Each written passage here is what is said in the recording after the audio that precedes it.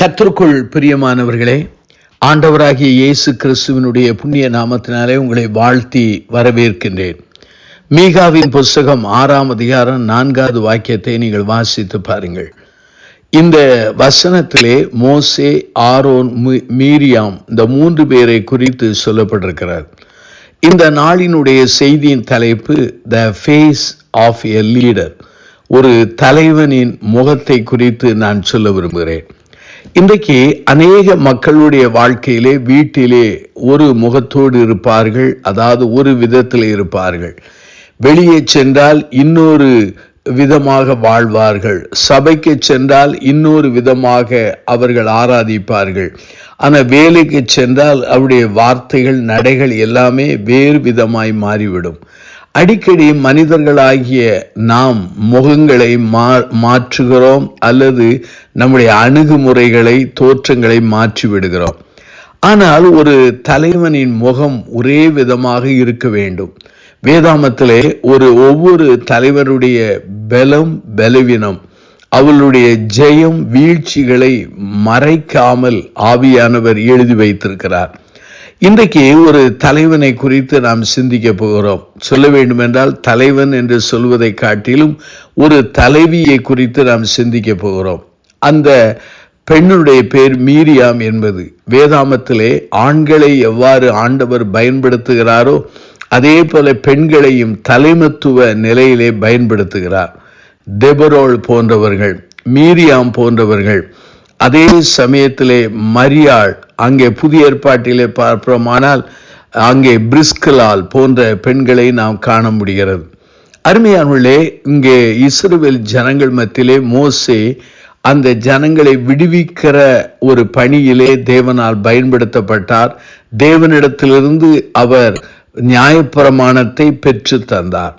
இரண்டாவதாக அங்கே ஆரோன் என்பவன், அவன் ஆசாரியனாயிருந்து அவர்களை ஆண்டவருக்குள் நடத்தினான். மீரியாம் என்கிற பெண்மணி தீர்க்கதரிசினியாக, அதே சமயத்திலே பாடலை ஏற்றுகிற ஒரு அருமையான பெண்ணாக காணப்பட்டாள். அருமையானுள்ளே, இந்த மீரியாம் என்கிற அந்த தலைவியினுடைய பண்புகளிலே நல்ல பண்புகள் உண்டு. ஆனால் அதே சமயத்திலே ஒரு பலவீனம் அல்ல வீழ்ச்சி உண்டு. அதையும் ஆண்டவர் அந்த பெண் வாழ்க்கையிலே சரி பண்ணுகிறார். 3 காரியங்களை நான் சொல்ல விரும்புகிறேன். முதலாவது எ லீடர்ஸ் விஸ்டம் என்று சொல்கிறேன். ஒரு தலைவனுடைய ஞானம். இங்கே நாம் வேதத்தை வாசிக்கும் பொழுது யாத்ராகமம் 2ஆம் அதிகாரத்தை நீங்கள் எடுத்து வைத்துக் கொள்ளுங்கள். இந்த யாத்ரா 2ஆம் அதிகாரத்திலே மோசேயை பெற்றோர்கள் ஒரு அருமையான நாணல் பெட்டியிலே வைத்து நதி ஓரத்தில் விட்டு விடுகிறார்கள். ஆனால் அவளுடைய தமக்கையான மீரியாமோ அதற்கு என்ன சம்பவிக்க என்பதை அறியும்படி அதன் தமக்கை தூரத்திலே நின்று கொண்டிருந்தாள். அந்த அருமையான குழந்தையை அந்த பார்வோனின் குமாரத்தி ஏற்றுக்கொண்டாள். அவளுடைய கண்களிலே அந்த குழந்தைக்கு தயவு கிடைத்தது. அது எபிரேய குழந்தை என்பதை அறிந்து கொண்டாள். ஆகவே இந்த மீரியாம் என்பவள் பார்வோன் குமாரத்திடத்தில் போய் சொல்கிறாள். அப்பொழுது அதன் தமக்கை பார்வோனின் குமாரத்தியை நோக்கி, உமக்கு இந்த பிள்ளையை வளர்க்கும்படி எபிரேய ஸ்திரீகளில் பால் கொடுக்கிற ஒருத்தியை நான் போய் உம்மிடத்தில் அழைத்து கொண்டு வரட்டுமா என்றாள். அதற்கு பார்வோனுடைய குமாரத்தியை அழைத்து கொண்டு வா என்றாள். இந்த பெண் போய் பிள்ளையின் தாயை அழைத்து கொண்டு வந்தாள். அருமையான என் சகோதர சகோதரிகளே, இந்த அருமையான அந்த மீரியாம் என்கிற அந்த தலைவரிடத்திலே அருமையான ஞானம் காணப்பட்டது. அவள் புத்திசாலித்தனமாக ஞானத்தோடு நடந்து கொண்டாள். இந்த இடத்துல நானும் நீங்களும் இருந்தால் இப்படி சொல்லியிருப்போம், இந்த பிள்ளையின் தாயே நான் அழைத்து கொண்டு வரட்டுமா என்று சொல்லியிருப்போம். ஆனால் இவள் சொல்கிறாள், எபிரேய ஸ்திரீகளில் ஒருத்தியை நான் அழைத்து கொண்டு வரட்டுமா என்று சொல்லி அவள் சொல்கிறாள். எவ்வளவு ஞானம்! ஆகவே ஆண்டவருடைய ஊழியக்காரர்களிடத்திலே ஆண்டவருடைய ஜனங்களும் ஆண்டவரும் விரும்புகிறது என்ன? ஞானத்தை பெற்றுக்கொண்டு ஞானத்தோடு நடக்க அழைக்கப்படுகிறோம். இன்றைக்கு அநேகர் தங்களுடைய ஊழிய பாதையிலே அல்லது தனிப்பட்ட வாழ்க்கையிலே ஞானம் இல்லாததினாலே அவர்களுடைய வாழ்விலே அநேக வீழ்ச்சிகள் காணப்படுகிறதை நாம் திருமறையிலும் காண்கிறோம், அதே சமயத்திலே நடைமுறை வாழ்க்கையிலும் காண்கிறோம். இரண்டாவதாக, இந்த அருமையான தலைவியினுடைய வாழ்க்கையில இன்னொரு குணம் உண்டு. எ லீடர்ஸ் இன்ஸ்பிரேஷன் என்று சொல்லலாம். யாத்ராம் புஸ்தகத்தை நீங்கள் எடுத்து வைத்துக் கொள்ளுங்கள். இந்த யாத்ராம் புஸ்தகத்திலே அந்த அருமையான மீரியாம் என்கிற பெண் சிவந்த சமுத்திரத்தை கடந்து வந்தபோது அந்த பெண் அங்கே பாடுகிறதை நாம் காண முடிகிறது. அருமையான என் சகோதர சகோதரிகளே, நீங்கள் யாத்ராம் 15ஆம் அதிகாரத்திலே அவள் பாடுகிறாள். அவளுடைய பாடல் கடந்த கால காரியங்களையும் எதிர்கால காரியத்தை உள்ளடக்கியதாக காணப்பட்டது. மார்ட்டின் லூத்தர், அதாவது சீர்திருத்தத்திற்கு அடிகோலிய மார்ட்டின் லூத்தரை குறித்து நான் ஒரு புஸ்தகத்தில் வாசித்தேன். அவர் ஏராளமான புஸ்தகங்களை எழுதியிருந்தாலும் அவர் அநேக பாடல்களை, பாமாலைகளை எழுதினார். ஆகவே அவருடைய மார்ட்டின் லூத்தருடைய விரோதிகள் சொல்லுவார்களாம், அவருடைய பிரசங்கத்தை காட்டிலும் அவருடைய பாடல்களுக்கு நாங்கள் பயப்படுகிறோம் என்பார்கள். அந்த அளவுக்கு அவருடைய பாடல்கள் இன்ஸ்பிரேஷன், அதாவது உத்வேகத்தை கொடுத்ததாக காணப்பட்டது. இந்த அருமையான மீரியாளுடைய வாழ்க்கையில் அப்படித்தான்.